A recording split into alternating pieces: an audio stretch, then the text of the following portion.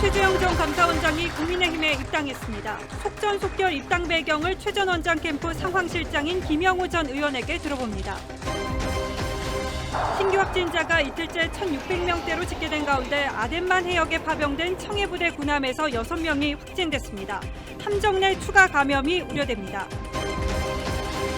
한명숙 전 총리 관련 사건 재판에 증인으로 섰던 한 재소자가 이문정 검사가 이미 결론을 내놓고 짜맞추기식 수사를 했다고 주장했습니다. 조난관 법무연수원장은 이문정 검사는 사건 처리 권한도 없었다고 했고 법조계에선 임 검사를 감찰해야 한다는 지적이 나옵니다. 어젯밤에 이어 오늘도 자영업자들이 차량 400여 대를 이용해 항의 시위를 벌입니다. 김부겸 총리가 여야가 합의한다면 전국민 재난지원금 지급을 검토하겠다며 기존 입장에서 한 발 물러섰습니다. 집값이 크게 올라 있는 상황에서 3기 신도시 사전 청약이 내일부터 시작됩니다. 정부는 분양가가 주변 시세의 60에서 80% 수준이 될 것이라고 예고했는데 주변 시세와 큰 차이가 없다는 주장도 나옵니다. Something's going on here. You got to get us out of here. 미국 플로리다 아파트 붕괴 당시 소방에 걸려온 입주민들의 음성이 공개됐습니다.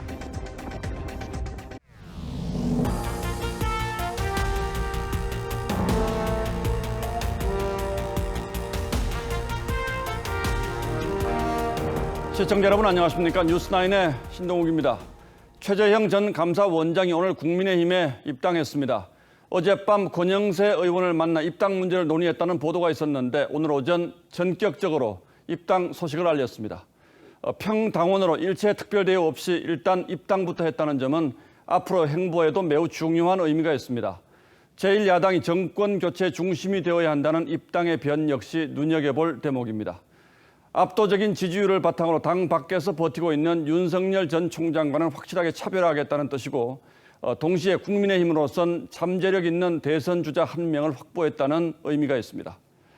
이렇게 되면 윤 전 총장이 입당 시기를 선택할 수 있는 입지는 좀 더 좁아졌다고 할 수 있어서 야권의 대선 경선 판도에 적지 않은 변화가 예상됩니다. 먼저 박경준 기자가 보도하겠습니다.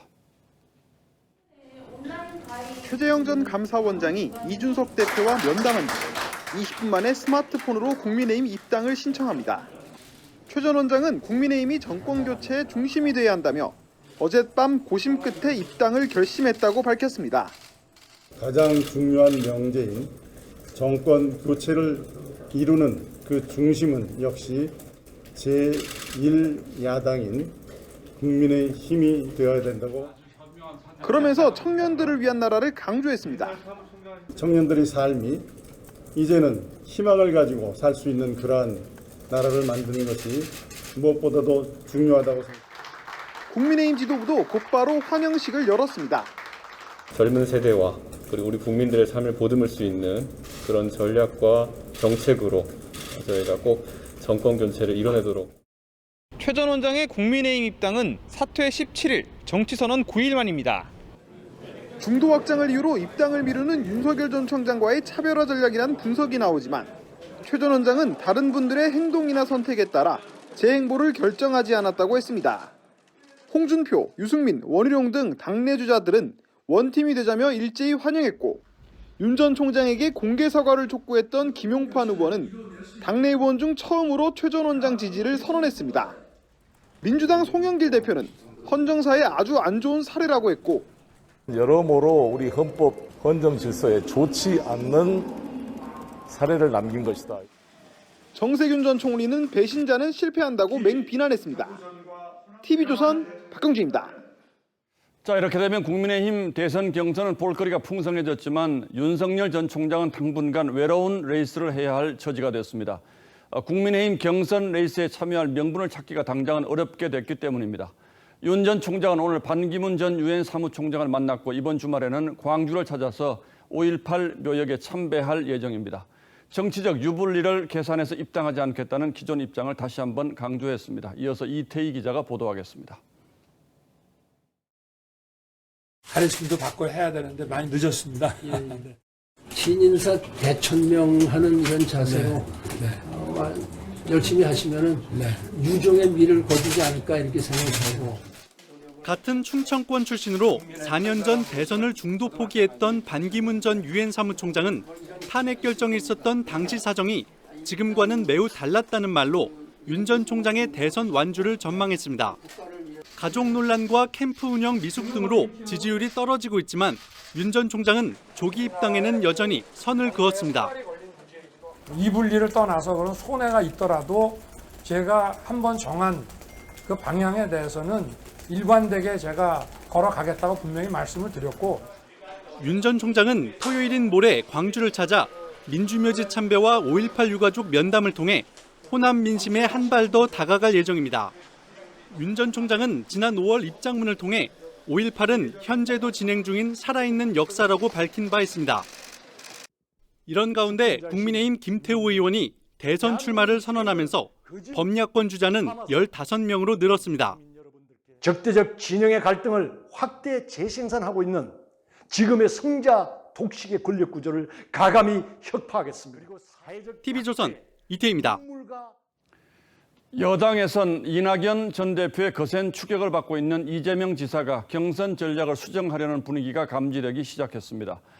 출마 일성으로 공정을 강조하며 지금까지는 중도 표심 공략에 공을 들여왔지만 결국 친문 지지자들의 마음을 얻는 쪽으로 전략을 수정한 것으로 보입니다.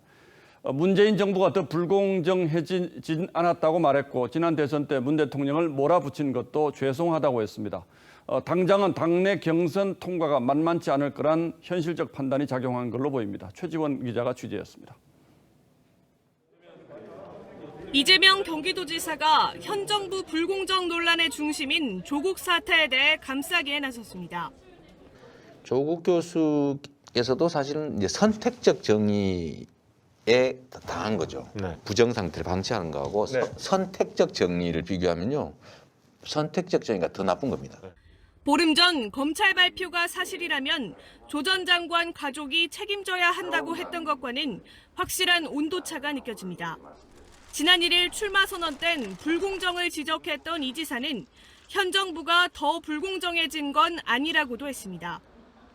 불공정에 대한 불만이 많아진 것은 체감도가 높아진 것이 더 불공정해진 것은 아니거든요. 작년에도 마이너스 1% 경제 성장률로 세계 최고 성장률을 기록했고, 지난 대선 경선 때 당시 문재인 후보를 몰아붙인 데 대해 죄송하다고 했고 아들 준용 씨에 대해서도 좋아한다고 했습니다. 본선에 대비해 일찌감치 중도층 확장책을 폈던 이 지사가 이낙연 전 대표의 추격에 친문 진영과의 거리 좁히기로 전략 수정에 나선 거란 해석이 나옵니다. 반면 이 전 대표는 연일 품격을 강조하며 견제를 이어갔습니다. 문제 제기의 방식, 태도, 그리고 그 대상 모든 것들을 국민들이 세밀하게 보고 계실 것이다. 이 전 대표 측 서른 의원은 이 지사의 욕설 논란을 다시 거론하며 여성들에게 치명타를 가하는 것 같다고 공세를 폈습니다. TV조선 최주원입니다. 윤석열 전 총장과 이재명 경기지사의 양강 체제로 진행되어 오던 대선 구도는 두 후보가 약세를 보이는 사이에 이낙연 전 민주당 대표의 지지율이 급상승하면서 2강 1중 구도로 재편되고 있습니다. 특히 윤 전 총장 지지율이 넉 달 만에 20%로 내려앉았다는 여론조사도 나왔는데 최근 여론조사에 나타난 대선 지형의 변화를 조정민 기자가 자세히 설명하겠습니다. 오늘 공개된 여론조사는 윤석열 전 총장의 하락, 이재명 지사의 소폭 상승, 이낙연 전 대표의 급등으로 요약할 수 있습니다. 지난 3월 이후 줄곧 30%대를 유지해왔던 윤 전 총장 지지율은 27.8%로 넉 달 만에 20%대로 조사됐습니다. 이 지사는 2주일 전 조사보다 3.6%포인트 오른 26.4%, 이 전 대표는 2배 가까이 오른 15.6%였습니다. 특히 이 전 대표 지지율은 지역별로는 인천, 경기, 성별로는 여성 응답자의 지지가 급상승했습니다. 반면 윤 전 총장의 경우 상대적으로 보수세가 강한 강원과 대구, 경북을 제외한 모든 지역에서 하락했습니다. 국민의힘 입당보다 이 중도 확장이 먼저라는 윤 전 총장 공언이 정치 현실에서 힘을 발휘하지 못하는 양상입니다. 하지만 야권 주자 가운데선 윤 전 총장이 2위인 홍준표 의원을 2배 정도 앞서 있습니다. 오늘 국민의힘에 입당한 최재형 전 원장은 여야 주자를 합한 조사에서 4.2%로 상위권에 이름을 올렸는데 출마 선언 이후 지지율의 변화가 있을지가 관전 포인트입니다. 양자 가상 대결에선 윤석열 대 이재명의 경우 39.4%, 38.6%, 윤석열 대 이낙연은 41% 대 36.7%로 둘 다 오차 범위 내 접전이었습니다. TV조선 조정린입니다. 예, 최재형 전 감사원장의 전격적인 국민의힘 입당으로 야당의 대선판 전체가 흔들리게 됐습니다. 이렇게 갑자기 입당을 결심한 이유가 궁금해서 저희가 인터뷰를 요청했지만 아직은 때가 아니라고 고사해 와서 대신 상황실장을 맡고 있는 김영우 전 의원에게 궁금한 점들을 좀 물어보도록 하겠습니다. 자, 김 의원 어서 오십시오. 네, 안녕하세요. 자, 뭐 너무 전격적이라서 저희도 많이 놀랐는데 이제 이렇게 되면 앞으로 당 안에서 활동을 하는 겁니까? 아니면 캠프는 또 따로 꾸려져 있는 거죠? 어떻게 되는 겁니까? 일단은 당원이 됐죠. 예. 그러니까 당 안에서 활동을 합니다만은 아직까지는 이제 경선이 시작되는 단계니까 예. 경선이 끝날 때까지는 모든 주자들이 다 자신의 캠프가 있는 거죠. 예. 경선 캠프가. 그리고 이제 경선이 끝나서 결승에 이기면은 당의 후보가 되는 거죠. 예. 그때는 이제 당 전체가 그 캠프하고 이제 같이 한다. 예. 이렇게 이해하시면 되죠. 오늘 입당은 뭐 상당히 상징적이군요. 평당원인 거죠, 그러니까. 다른 일체 뭐 직책이나 이런 건 없는 거죠. 네, 평당원입니다. 아직까지. 예. 예. 자, 어젯밤에 이제 국민의힘 권영세 의원을 이제 만나서 입당 문제를 논의한다는 보도는 있었어요. 그런데 이렇게 오늘 아침에 갑자기 입당할 거라고 예상한 사람이 많지 않았는데 이건 결심을 하고 어제 만나러 나가신 겁니까? 아니면 그 이후에 결정된 겁니까? 그러니까 처음에는 사실 많은 갑론을박이 있었죠, 내부에서. 그런데 역시 그 감사원장 전 원장은 정치를 하기로 마음 먹었으면은 똑같은 생각하는 사람하고 같이 해야 된다. 그러면은 정권 교체를 해야 되는데 정권 교체를 바라는 야권에서 중심은 국민의힘 아니냐? 그럼 국민의힘에 들어가는 게 맞다 말이죠. 그러니까 이것을 우리가 이제 정치적으로 복잡하게 생각할 것이 아니라 이분은 정치를 안 했고 정치 경험이 없기 때문에 오히려 굉장히 상식적인 선에서 합리적인 결정을 하는구나. 그런 그 느낌을 받았어요. 그래서 다소 어려움이 뭐 내부적으로 없었진 않지만 본인이 결단을 내렸습니다. 어젯밤에는 그럼 권영세 의원하고는 무슨 얘기를 한 겁니까? 어제는 경청을 했죠. 이제 당의 전반적인 상황이나 이런 거에 대해서 이제 경청을 했는데 사실 입당하기로 마음 먹은 것은 한 70%, 80%는 그거 좀 전이었죠. 다만 당의 또 대외협력위원장 말씀 들어봐야 되고 또 당대표 얘기도 들어봐야 된다라는 그런 그 원칙이 좀 있었어요. 근데 이제 권영세 의원과의 대화 이후에 어제 저녁에 이제 그러니까 오늘 이준석 대표와의 만남이 이제 성사가 됐죠. 그래서 만나는 김에 입당원서 쓰러 가자. 이렇게 됐습니다. 알겠습니다. 자, 그럼 대선 출마 선언은 아직 안 하는 거죠? 언제 합니까? 출마 선언은 아직은 안 했습니다. 오늘 이제 입당했고 그다음에 이제 입당 인사를 또 여러분께 좀 해야 되겠죠. 그런 와중에 이제 앞으로 출마 선언 우리가 가지고 있는 정권 교체를 위한 또 정권 교체 이후에 대한민국에 대한 그런 이제 비전을 밝힐 그런 그 선언문을 뭐 준비하게 되겠죠. 지금 또 일부에서는 또 하고 있지만 이제 그 다듬고 있습니다. 물론 알겠습니다. 자, 물론 국민의힘 경선에는 아무 조건 없이 참여하는 거죠. 그러면 지금 뭐 유불리를 따질 게 아니라 평당원으로서 우리는 최재형의 길을 간다 이거죠. 물론 이제 오늘 나중에 제가 최재형 전 원장을 만날 기회가 있으면 직접 좀 물어볼 생각입니다만은 감사원장 사퇴 17일 만에 야당에 입당한 것 이것은 분명히 비판받을 지점도 있지 않겠습니까? 본인은 어떻게 생각하시는가요? 사실 자연스러운 일은 아닙니다.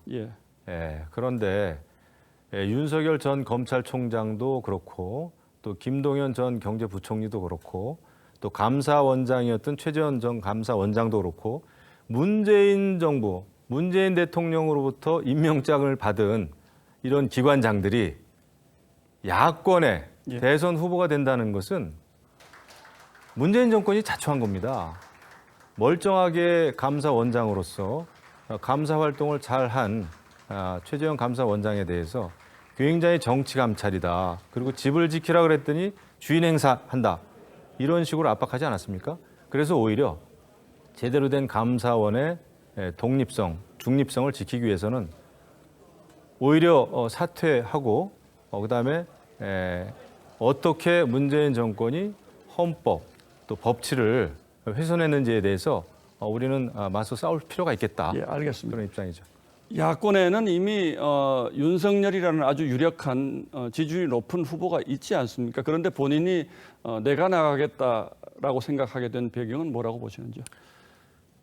다들 지금 나온 분들 훌륭한 분들이 많아요. 예. 그런데 최재형 전 원장은 좀 더 지금 정권 교체를 해야 되지만 예. 진짜 문제는 정권 교체 이후에 대한민국이 중요하고요. 어떤 대한민국을 만드느냐가 중요하죠. 그리고 단순한 정권 교체가 아니라 어떤 정권 교체가 돼야 되느냐. 예. 또 대한민국이 지금 어떻게 고장나 있느냐 말이죠. 그리고 이분은 특히 굉장히 어려운 분들에 대한 따뜻한 시선이 아주 강한 분입니다. 남의 아픔이 곧 나의 아픔으로 이렇게 느낄 정도로 그런 따뜻한 공감대가 있는 분이어서 제가 볼 때는 이제야말로 진짜 대안이 나타났다. 진짜 대통령감이 나타났다. 부끄럽지 않고 어디 내놔도 반듯한 분이 이제야 나타났다. 정권 교체를 바라는 분들이 정말 마음껏 지지할 만한 인물이 나타났다라고 저는 감히 좀 생각을 하죠. 김영우 전 의원의 생각이신 거죠? 근데 저뿐만 아니라 이렇게 직접 만나서 얘기 들어본 분들의 공통된 의견입니다. 짧게 한번 여쭤볼게요. 권력 의지가 없다는 얘기도 있습니다. 어떻습니까? 보시기에. 저도 그렇게 생각을 했었습니다. 그게 저의 편견이었고요. 예. 하지만 불의를 보면 못 참는 그런 뜨거움이 있고요. 예. 가슴속에 대한민국의 미래를 생각하고 특히 대한민국의 청년들의 미래에 대해서 생각하는 그런 굉장히 따뜻한 이 마음은 좋은 의미의 권력 의지를 충분히 가지고 있는 분이다 생각합니다. 예, 잘 알겠습니다. 오늘은 여기까지 듣겠습니다. 예, 나와주셔서 고맙습니다. 예, 감사합니다. 예.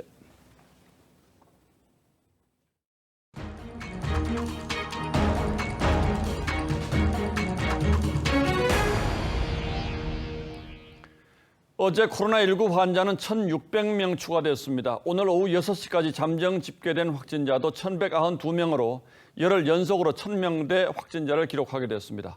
다급한 정부가 없는 백신 대신 진단 검사를 대폭 늘리는 바람에 선별 진료소마다 더 이상 버틸 수 없다는 아우성이 터져나오고 있습니다. 박상준 기자가 그 현장을 취재했습니다. 지난 9일 첫 확진자가 나온 강남의 이 백화점에선 지금까지 6명이 감염됐습니다. 강남의 또 다른 백화점에서도 지난 14일 환자가 나와 같은 층 직원들이 검사를 받았습니다. 앞서 147명의 환자가 나온 현대백화점 무역센터점을 비롯해 서울 내 백화점에서 감염이 잇따르자 백화점이 몰려있는 강남구청은 백화점 직원들의 진단검사를 권고했습니다. 저희는 20, 30대하고 10분간을 먼저 좀 하셔라 하고 권고를 해드렸고요. 7월 12일부터 검사를 지금까지 약 3만 명에 달하는 백화점 종사자와 이용자가 검사를 받는 등 선별 진료소는 인파로 북적였습니다. 기다리시면서 문진표 작성 안 하신 분 문진표 작성해주세요. 신규 환자가 9일 연속 4자릿수를 기록하고 있고 수도권에서는 이틀째 1,000명을 넘긴 상황. 하루 검사 건수는 매일 13만 건에 달하고 있습니다. 임시선별진료소를 확대함에 따라서 필요한 부족 인력에 대해서는 군 인력 95명을 추가하여 지원하고 있습니다. 하지만 34도에 이르는 폭염 속에 4단계 거리두기 효과는 나타나지 않으면서 일선 현장의 인력들은 매일 정신력으로 버티고 있습니다. TV조선 박상준입니다. 확진자가 폭증하면서 병상도 걱정이고 무증상 경증 환자가 입소하는 생활치료센터도 여유가 많지 않습니다. 그래서 혼자 사는 무증상 경증 환자는 집에서 치료를 받을 수 있도록 하는 방안을 정부가 검토하고 있는데 문제는 이 재택 환자를 관리할 전담 의료 인력을 갖춘 지자체가 30%에도 미치지 못한다는 사실입니다. 결국 또 탁상 행정이라는 비판이 나올 수밖에 없죠. 황병준 기자가 단독 보도합니다. 지난달 말 집단 감염이 발생한 강원도 춘천의 한 초등학교. 학부모들은 확진된 어린 자녀를 200km 떨어진 삼척의 한 전담병원으로 보내야 했습니다. 아이만 혼자 병원에 들어가야 된다는 얘기 처음 들었을 때 너무 당황했었고. 무증상 또는 경증인 12세 미만 확진자의 경우 자가치료가 가능한데 관할 보건소에 자가치료 전담팀이 없었기 때문입니다. 문제는 이런 지역이 한 곳이 아니라는 겁니다. 전국 226개 시군구 가운데 전담팀이 있는 곳은 70곳뿐, 서울도 10곳에 불과하고 부산과 제주는 한 곳도 없습니다. 방역당국은 확진자 폭증으로 병상이 부족해지면서 자가치료 대상 확대를 검토하겠다고 밝혔지만 젊은 층을 중심으로 1인 가구들, 무증상 1인 가구들에 대한 홈 치료 방식의 재택 치료 방식의 검토 등을 지자체별 운영 상황은 파악하지 않고 있었습니다. 하려면 이렇게 해라. 길을 열어놓고 길을 방향을 제시한 이 정도의 상태인 거죠. 서리근 정책이 국민 불신만 키울 수 있다는 지적이 나옵니다. 갑작스런 사태가 생겼을 때 그런 전담팀들이 가동되지 않는 이런 어떤 준비 부족과 정부 당국의 너무 섣부른 발표. TV조선 황병준입니다. 코로나 팬데믹 여파가 해외 파병 중인 해군 함정으로까지 번졌습니다. 아프리카 아덴만에서 작전 중인 청해부대 장병 300여 명 가운데 6명이 확진됐고 80여 명은 유증상자로 판정받았습니다. 고립된 함정에서 집단 감염 징후는 상당히 심각한 상황인 만큼 군 당국도 비상이 걸렸는데 늑장 검사가 화를 키웠다는 지적이 나오고 있습니다. 구민성 기자가 보도합니다. 지난 2월 부산에서 출항한 청해부대 소속 문무대왕함은 최근 아덴만 부근에서 작전을 수행 중이었습니다. 지난달 28일부터 사흘 동안 한 기항지에서 군수품을 실었는데 지난 2일부터 감기 증상 환자들이 발생하기 시작했습니다. 지난 10일 40여 명을 대상으로 간이 검사를 한 결과 모두 음성이 나왔지만 사흘 뒤 인접국에 샘플을 보낸 6명은 오늘 모두 확진 판정을 받았습니다. 300여 명의 승조원들이 식당과 침실 등 좁은 공간을 공유하면서 바이러스가 빠르게 확산될 수 있다는 우려가 나오는 가운데 이미 80여 명이 감기나 인후염 같은 증상을 보이고 있습니다. 신속한 귀국을 위한 다목적 공중급유 수송기 투입 등 적시적인 추가 조치를 위해 문재인 대통령은 신속하게 방역, 의료 인력과 장비를 투입하고 필요시 환자를 국내로 후송하라고 지시했습니다. 첫 환자가 발생한 지 8일 뒤에야 간이 검사가 실시된 데다 확진자 발생 경위에 대한 최초 발표도 뒤늦게 수정되는 등 군 당국의 안이한 대처가 불안감을 키운다는 지적이 나옵니다. TV조선 구민성입니다. 정부가 50대 후반의 모더나 백신 접종 예약을 어제 저녁부터 재개했습니다. 하지만 백신 부족을 걱정한 대상자들이 한꺼번에 접속하면서 또 먹통이 됐습니다. 결과적으로 불신은 더욱 커졌는데 정부는 이제서야 이달 800만 회분 그리고 다음 달까지 3,500만 회분의 백신 도입 일정을 공개했습니다. 그동안 공개할 수 없다고 했던 건 또 뭔지, 대체 정부 말은 어디까지 믿어야 하는지 불신이 쌓여만 가고 있습니다. 김우원 기자가 취재했습니다. 어젯밤 재개된 50대 후반의 모더나 백신 예약은 3시간 가까이 접속이 끊기거나 지연됐습니다. 제가 총 2번을 해드렸는데 첫 번째 성공이 1시간 40분 만에 성공을 했고 두 번째는 그로부터 20분 뒤에 성공을 했어요. 백신 부족으로 또 중단될까 사람들이 한꺼번에 몰렸기 때문입니다. 여태까지 돼왔던 게 이렇게 원활한 백신 접종은 아니었지 않습니까? 정부는 오늘도 사과했습니다. 국민 여러분들께서 그 예방접종 예약하는데 불편을 끼쳐드려서 죄송하게 생각하고요. 결과적으로 양치기 소년이 된 정부는 또다시 예약 시스템 보완을 약속했습니다. 그러면서 내일부터 이달 말까지 800만 회분, 다음 달 2,700만 회분 등의 백신 도입 일정을 밝혔습니다. 정부는 또 델타 변이 확산 속에 해외 백신 접종 완료자의 입국 뒤 확진 사례가 잇따르자 격리 면제 취소를 검토하고 있습니다. 특정 백신이라든지 면제 사유의 적절성에 대해서는 모니터링 이후에 평가가 가능하고 변경이 필요한 부분들은 그 이후에 지난 1일부터 격리 면제된 접종 완료 입국자 14,305명 가운데 10명이 확진됐는데 이 가운데 5명은 중국 신호팜을 맞았습니다. TV조선 김우원입니다. 어제 박범계 법무장관이 직접 마이크를 잡고 검찰이 한명숙 전 총리 재판 증인을 100여 차례나 불러서 증언 연습을 시켰다는 감찰 결과를 발표했습니다. 즉, 한 전 총리 수사 결과를 믿을 수 없다는 얘기였습니다. 그런데 이번 감찰에 응했던 당시 재판 증인 가운데 한 명이 저희 취재진을 만나서 박 장관의 이 발표를 정면으로 반박했습니다. 검찰로부터 거짓 증언을 하라는 강요를 한 적 없다고 했더니 이번 감찰을 주도한 임원정 법무부 감찰 담당관으로부터 협박이 들어왔다는 겁니다. 결론을 정해놓고 답을 강요했다고도 주장했습니다. 먼저 최민식 기자의 단독 보도부터 보시겠습니다. 대검감찰부는 지난해 7월부터 한명숙 수사팀 위증교사 의혹에 대한 감찰에 착수했습니다. 2달 뒤인 같은 해 9월, 임은정 검사가 대검 감찰정책연구관 자리로 가면서 감찰을 주도해온 것으로 알려졌습니다. 지난해 11월 임 검사는 한 전 총리 재판 당시 검찰 측 증인이던 A씨를 참고인으로 불렀습니다. A씨는 영상 녹화로 진행된 1차 조사에서 검찰의 위증교사 의혹을 부인하자 추가 조사를 위해 출석한 직후 임 검사의 협박성 발언이 이어졌다고 주장했습니다. 구속자가 얼굴 보면서 계속 얘기를 하면 씨는 자기가 사실을 밝혀낼 수 있다라고 얘기를 하더라고. 임 검사가 답을 정해놓고 진술을 강요했다는 주장도 펼쳤습니다. 정답을 정해놓고 그거 정답을 얘기를 안 하면 이해가 안 가신다고 얘기를 하시는 것 같더라고. 씨가 억울하면 자기를 설득하라 그러더라고, 저한테. A씨는 실제로 지난해 11월과 12월 대검찰청으로부터 5차례 소환 통보를 받았고 압박감을 느낀 A씨는 이후 조사를 거부한 것으로 확인됐습니다. TV조선 취재진은 임 검사에게 수차례 연락했지만 답을 듣지 못했습니다. TV조선 최민식입니다.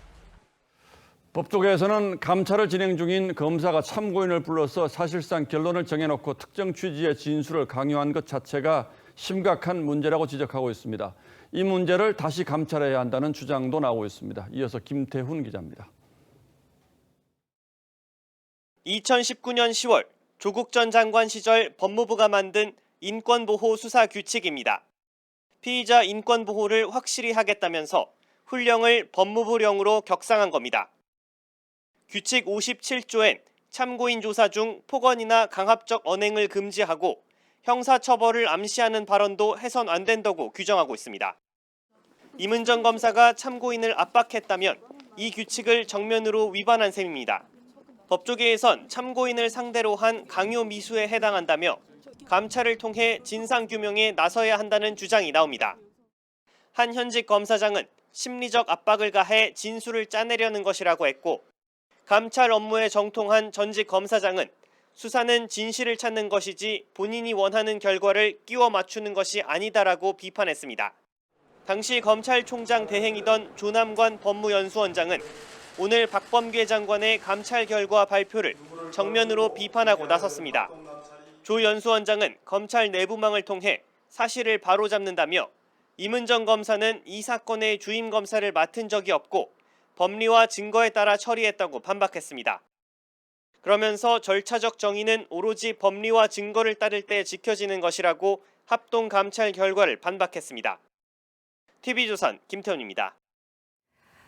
전국 대부분 지역이 올 들어 가장 더웠습니다. 춘천이 35.4도, 대전, 전주도 35도를 넘었습니다. 서울 역시 35도에 육박했는데요.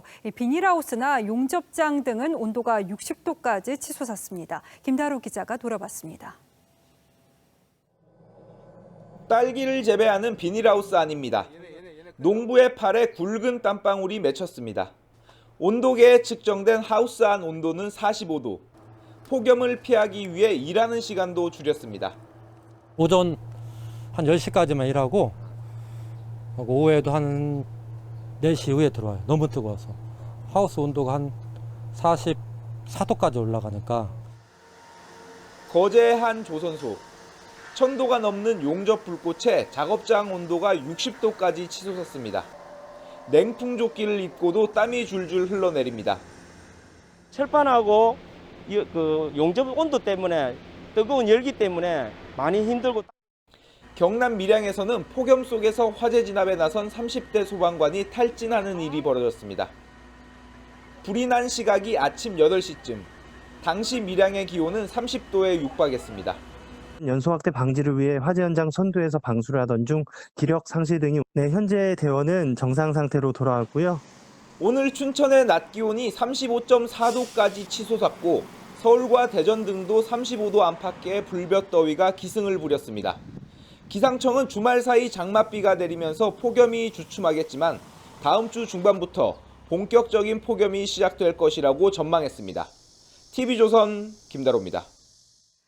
거리두기 4단계 격상 이후 자영업자들의 반발이 심상치 않습니다. 어젯밤에 이어 오늘도 차량 400여 대가 참여하는 심야 시위가 예고됐는데요. 사법 처리 여부를 검토 중인 경찰과 달리 서울시는 감염병 위반이 아니라고 판단했습니다. 한지은 기자입니다. 자정을 넘긴 시각, 야광조끼를 입은 경찰관 옆으로 비상등을 켠 차량 행렬이 이어졌습니다. 곳곳에서 해산을 요구하는 경찰관과 자영업자 간 실랑이가 벌어졌습니다. 불법 집회 이게? 여기 사람 있어, 뭐가 있어? 거리두기 4단계 격상에 반발한 자영업자 400여 명이 경찰에 원천 봉쇄된 광화문을 피해 해화역 주변에서 차량 시위를 벌인 겁니다.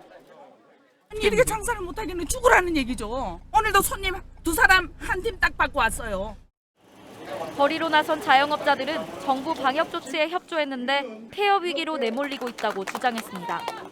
도대체 언제까지 우리 문을 닫아서 코로나가 종식된다고 믿는 겁니까?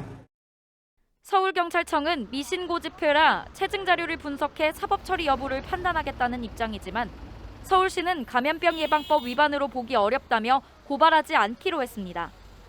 TV조선 한지은입니다. 네, 이런 자영업자들의 아우성은 통계에서도 드러납니다. 아르바이트 직원을 둔 자영업자 수가 31년 만에 최저로 집계됐습니다. 계속해서 오르는 최저임금에 24시간 영업을 포기하는 편의점도 속출하고 있습니다. 이정민 기자가 전하겠습니다. 10년 동안 편의점을 운영해온 안희남 씨. 16%나 최저임금이 오른 2018년부터 심야 시간에만 아르바이트 직원 2명을 써왔지만 내년에도 최저임금이 5% 오른다는 소식에 눈앞이 캄캄합니다. 뭐 힘들다 정도가 아니라 죽을 정도예요. 지금도 12시간도 힘든데 알바를 자르든지 편의점을 그만두든지 해야지 내년에는 정말 못해요.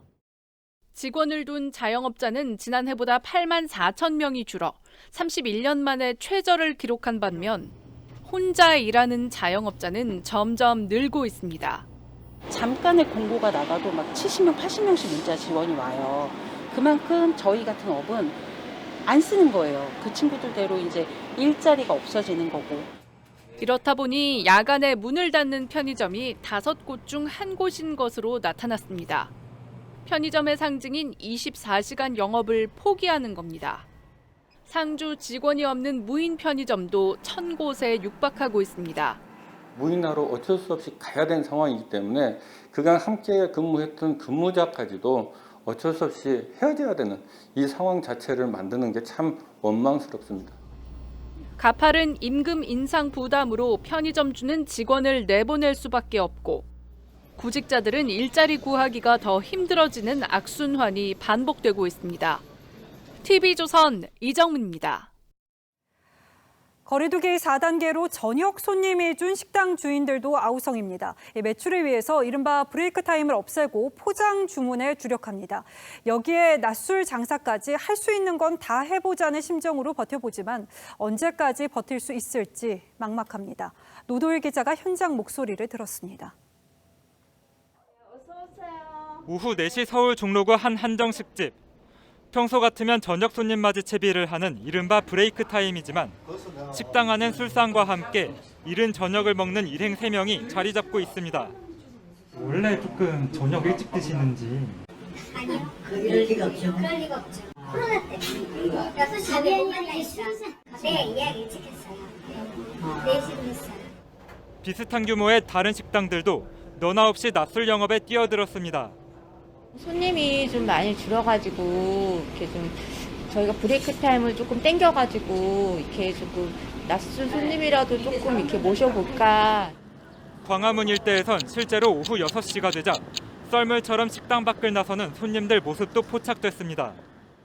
일단 어떻게든 손님 한 끼는 받아야지 저희가 버틸 수 있으니까. 일산의 한 대형 음식점은 거리두기 4단계 적용 기간인 오는 25일까지 직원 수를 줄인 대신 매장 영업보다 포장 영업에 주력하기로 했습니다. 아무래도 홀에서 식사하시는 분들이 이제 저희가 줄다 보니까 뭐 조금 조정을 하죠.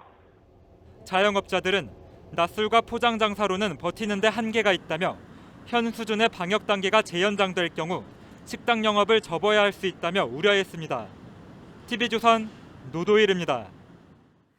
경북의 한 고속도로에서 4중 추돌 사고가 일었습니다. 이 도로에 떨어진 타이어를 피하려다가 벌어진 일인데 2명이 목숨을 잃었습니다. 이심철 기자가 보도합니다. 경북 상주 인근 중부 내륙 고속도로 양평 방향. 화물 트럭에서 빠진 타이어 2개가 도로 위를 구릅니다. 승용차들이 타이어를 피해 급하게 차선을 바꿉니다. 잠시 뒤 흰색 SUV 차량이 도로에 떨어진 타이어를 피하기 위해 속도를 줄이자 뒤따라오던 탱크로리와 화물트럭 등 차량 석 대가 그대로 들이박습니다. 타이어가 떨어지고 한 3, 4분 동안 이제 피해갑니다. 제일 앞에 서행하던 차가 들이면서 이제 서행을 하니까. 사고가 일어난 건 오늘 낮 12시 30분쯤 탱크로리와 화물트럭 사이에 있던 SUV 차량은 크게 부서졌습니다. 이 사고로 SUV를 몰던 30대 운전자와 동승자 1명이 심정지 상태로 병원에 이송됐지만 숨졌습니다. 경찰은 트럭에서 타이어가 빠진 원인과 함께 사고 운전자들을 상대로 정확한 사고 원인을 조사하고 있습니다. TV조선 이심철입니다. 한 자동차 판매 대리점에서 대표와 직원이 흉기에 찔려 숨진 채 발견됐습니다. 이 두 사람은 20년을 함께한 동료로 다툼이 있었던 것으로 추정이 되는데요. 사고가 벌어진 오늘은 월급날이기도 했습니다. 강석 기자입니다. 건물 복도로 경찰과 소방대원이 잇따라 들어갑니다. 오늘 오전 8시 10분쯤 인천의 한 자동차 판매 대리점 사무실에서 50대 남성 2명이 숨진 채 발견됐습니다. 들것 들고 가시고 경찰에 막 왔다 갔다. 숨진 두 사람은 대리점 대표 A씨와 직원 B씨였습니다. 두 사람 몸에는 흉기에 찔린 흔적이 있었고 현장에는 범행에 사용된 흉기와 B씨가 작성한 유서 형식의 메모도 발견됐습니다. 경찰은 참고인 조사 등을 통해 두 사람이 범행 직전 다퉜던 것으로 파악했습니다. 하지만 왜 다퉜는지, 흉기를 어디서 가져왔는지는 아직 밝혀지지 않았습니다. 둘 간에 다툼이 있었던 과정에서 발생한 것으로 보여 정확한 사망 원인을 확인해 보겠습니다. 두 사람은 대리점 창립 멤버로 20여 년 동안 함께 일한 것으로 알려졌습니다. 끔찍한 사건이 벌어진 오늘은 대리점의 월급날이었습니다. 경찰은 국과수에 부검을 의뢰하는 등 정확한 사건 경위를 조사하고 있습니다. TV조선 강석입니다. 직장 동료 사이에서 벌어진 끔찍한 사고 하나 더 전하겠습니다. 서울의 한 오피스텔에서 전 직장 동료를 살해하고 지방의 수로에 유기한 남성이 붙잡혔습니다. 대체 왜 이런 일을 벌인 건지 황선영 기자가 취재했습니다. 검은 모자를 푹 눌러쓴 남성. 머리를 양손으로 감싸며 잔뜩 움츠린 채 호송차에서 내립니다. 범인 인정하십니까? 왜 살해했습니까? 40대 남성 A씨의 실종 신고가 접수된 건 어제 오전 8시 40분쯤. 경찰은 A씨의 사무실인 마포구의 한 오피스텔에서 혈흔 등 살인 흔적을 발견하고 수사에 착수했습니다. 현장에는 이렇게 폴리스 라인이 쳐 있고 문을 강제로 연 흔적도 남아 있습니다. 새벽 3, 4시에서 일어났는데 갑자기 방에 표백제 같은 냄새 많이 있어서 어디에서 왔는지 잘 모르고 다음날 일어나니까 그 사건이. 경찰은 CCTV 추적 등을 통해 경북 경산시에서 피의자를 검거했습니다. 피의자는 A씨의 시신을 캐리어에 담아 차에 싣고 도주한 뒤 경산의 한 수로에 유기한 것으로 파악됐습니다. 차 나가는 장면. 새벽 5시 몇 분 돼가지고 나가는 거. 피의자는 돈을 빌려주지 않는 등의 금전적인 이유로 전 직장 동료였던 A씨를 살해한 것으로 알려졌습니다. 경찰은 구속영장을 신청할 방침입니다. TV조선 황선영입니다. 다음 뉴스입니다. 전 국민에게 재난지원금을 지급하겠다는 민주당의 당론을 따를 수 없다는 정부가 또 한 발 물러섰습니다.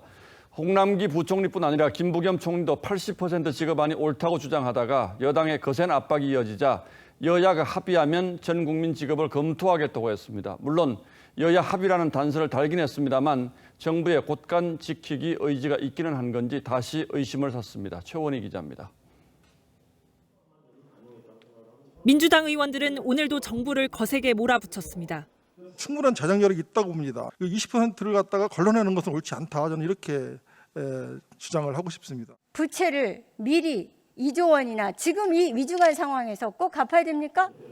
김부겸 총리는 하위 80% 지급 입장을 고수했고 5분위는 지금 오히려 소득이 늘었습니다. 5분위한테는 조금 사회적 양보를 해달라고 하는 게 어떠냐라고 판단해서 홍남기 부총리도 채무 상환이 먼저라며 맞섰습니다. 한 2조 정도의 상환은 저는 불가피했다고 이렇게 판단을 했습니다.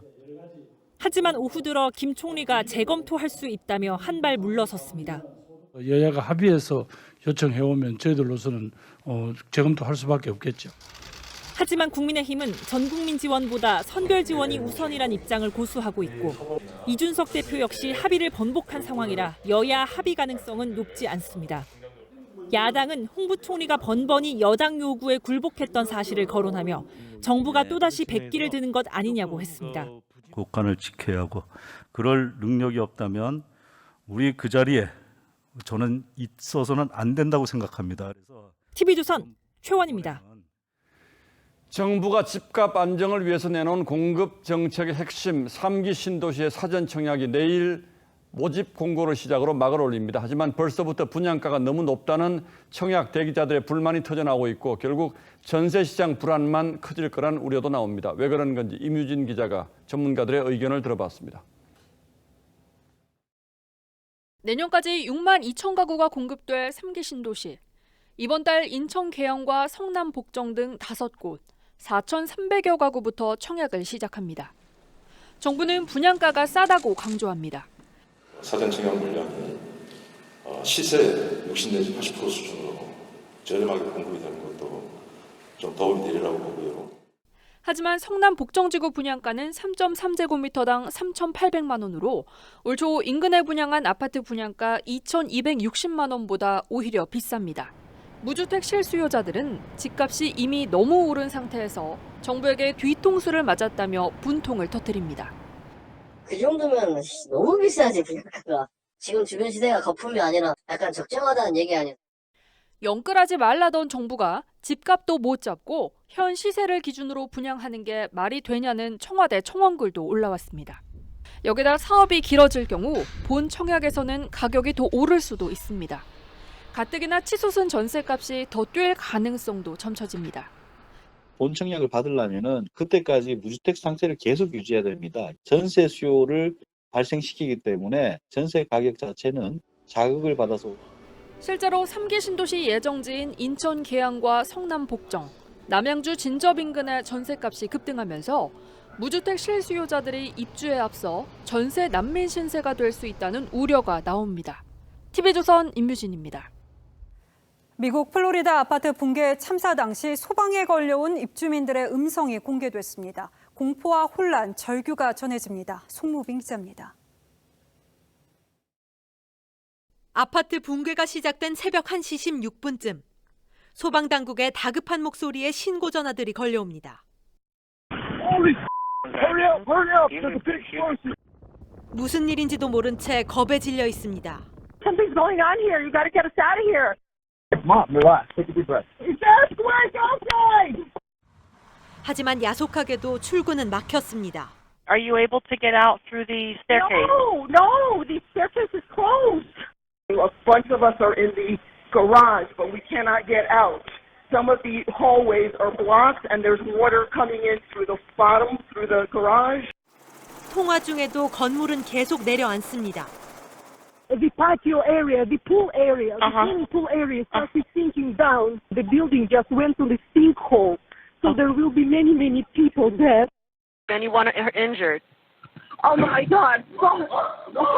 생존자가 있다는 신고도 이어졌지만 There's people yelling, saying they're stuck. Yes. On the part of the building that collapsed. 1살 아기부터 92살 할머니까지 97명은 끝내 돌아오지 못했습니다.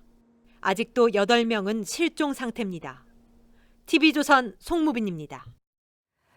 경주에서 180cm에 가까운 신라시대 남성의 뼈가 발견됐습니다. 그동안 확인된 삼국시대 인골 가운데 최장신인데 척추 측만, 그러니까 허리가 굽어 있어서 그 이유에 대한 연구도 이어지고 있습니다. 임서인 기자입니다.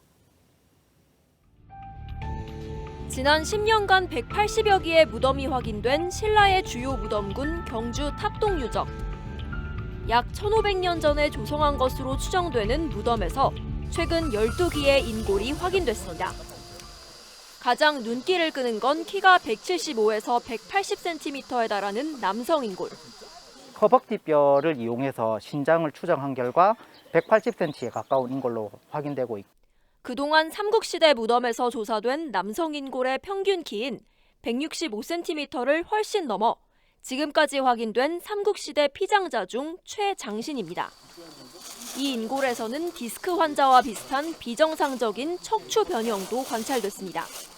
살아있을 당시에 많은 노동에 의해서 척추 측만이 이루어졌을 가능성하고 매장되는 그 공간에 맞춰서 사람을 매장하다가 측만이 이루어졌을 가능성도 있고. 부장품은 대부분 톡이었고 머리 쪽에서 농기구인 괭이의 날로 짐작되는 쇠붙이가 발견됐지만 직업이나 신분을 확실하게 유추할 수 있는 유물은 나오지 않았습니다.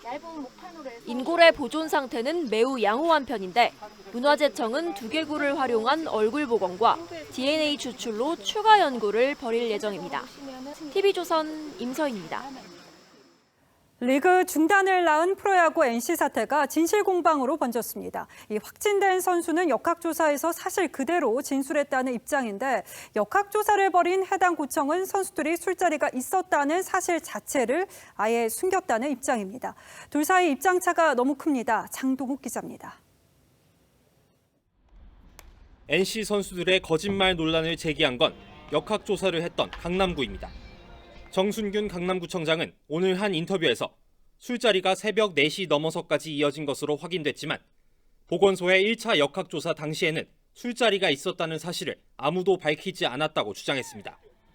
이후 제보를 받아 CCTV를 확인해가며 심층 조사를 벌인 결과 방역수칙을 어긴 술자리가 있었다는 걸 알아냈다는 겁니다. 거짓 없이 조사에 솔직히 답했다는 박성민의 사과문과는 결이 다른 내용입니다. 앞서 강남구청은 동선 허위 진술을 이유로 이들에 대한 수사를 경찰에 의뢰했습니다.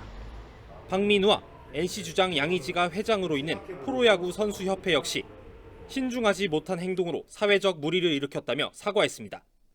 논란이 커지는 가운데 선수들이 원정 숙소에서 뭘 하는지를 다룬 사건 당일 NC 구단의 영상 컨텐츠까지도 조롱의 대상이 됐습니다. 자지. 힘들어서 요즘에는 뭐 할 수가 없어요. 코로나도 있고. 잘해줘. 몇 시에 도착하나? 잘해줘. 네, 갑니다. 네. 한편 올림픽 대표팀을 이끄는 김경문 감독은 박민우 대신 롯데의 자완 신인 김진욱을 대체 선발한다고 밝혔습니다. TV조선 장동우입니다.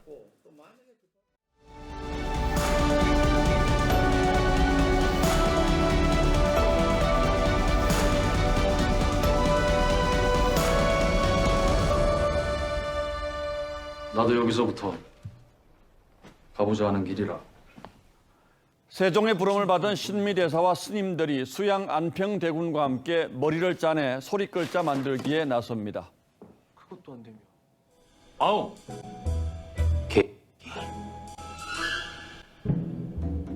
개구리, 거북이, 구슬. 한글은 세종대왕 지휘 아래 왕실과 집현전, 불교계가 총동원된 종합작품이었습니다. 요즘 용어를 쓰자면 집단지성의 힘이었습니다. 미국의 대학 교수가 콩과자 850개가 담긴 유리병을 실험 집단에게 보여준 뒤에 몇 개인지 맞춰보라고 했습니다. 각기 답한 숫자들의 평균값은 871개, 그보다 더 비슷하게 맞힌 사람은 단 한 명뿐이었습니다. 이미 20세기 초 소의 무게를 맞히는 실험에서는 800명이 추정한 평균값이 실제 무게와 450g밖에 차이가 나지 않았습니다. 그렇듯 집단지성이란 구성원들이 머리를 맞대고 이뤄내는 지적인 성과를 가리킵니다. 사공이 많으면 배가 산으로 간다는 속담과는 반대되는 개념이죠. 김호란 청와대 방역기획관이 완화된 거리두기 개편안을 강행해서 4차 대유행을 불렀다는 책임론에 대해서 정부가 개편안은 집단지성의 산물이라고 반박했습니다. 정부, 지자체, 관련 단체들이 모여서 만들었다는 거죠. 집단지성도 허점이 많고 때로는 매우 위험하기도 합니다. 헬스장 음악 속도 규제만 해도 집단 작품인지는 모르겠습니다만 외국 언론들이 신기하게 쳐다보는 전형적인 탁상공론입니다. 문제는 왜 정부와 청와대가 갑자기 일제히 방역 책임을 분산시키는 듯한 태도를 보이냐는 겁니다. 청와대는 김호란 기획관을 임명하면서 방역 정책을 전담할 것이라고 했습니다. 그런데 박수현 소통수석은 어제 기 기획관의 역할은 청와대와 정부를 잇는 가교라며 부서들을 컨트롤하지 않는다고 했습니다. 대통령은 그동안 중대한 재난의 컨트롤타워는 청와대라고 밝혀왔습니다. 국내외 끊임없이 K방역의 성과를 내세우고 자랑해왔습니다. 그런데 엊그제 수도권 방역점검회의에서는 우리가 방역에 실패한다면 이 자리에 있는 모두가 책임이 있다고 했습니다. 청와대와 정부는 4차 대유행에 대해서만큼은 입이 10개라도 할 말이 없을 처지입니다.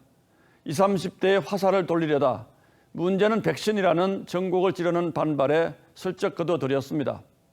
그러더니 하루아침에 컨트롤타워가 사라지기라도 한 듯 집단이 어떻고 모두가 어떻고 운운하기에 바쁘니 그저 어리둥절할 따름입니다. 7월 15일 앵커의 시선은 갑자기 집단 책임이 된 K방역이었습니다.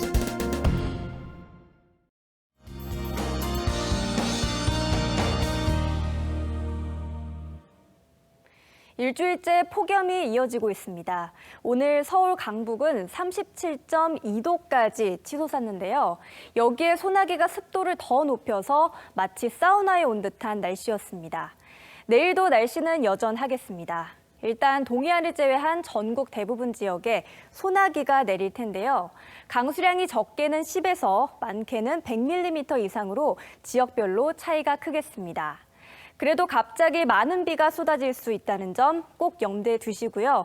천둥, 번개, 돌풍, 그리고 우박까지 동반되는 곳도 있겠습니다. 이어서 기온 살펴보겠습니다. 오늘도 밤사이 25도를 웃돌면서 열대야가 나타나는 곳이 많겠고요. 한낮 기온은 서울이 32도, 대전과 대구가 33도까지 오르겠습니다. 여전히 무덥겠습니다. 계속되는 더위에 건강 조심하셔야겠고요. 일요일과 월요일 사이에는 전국에 비가 내리겠습니다. 날씨였습니다.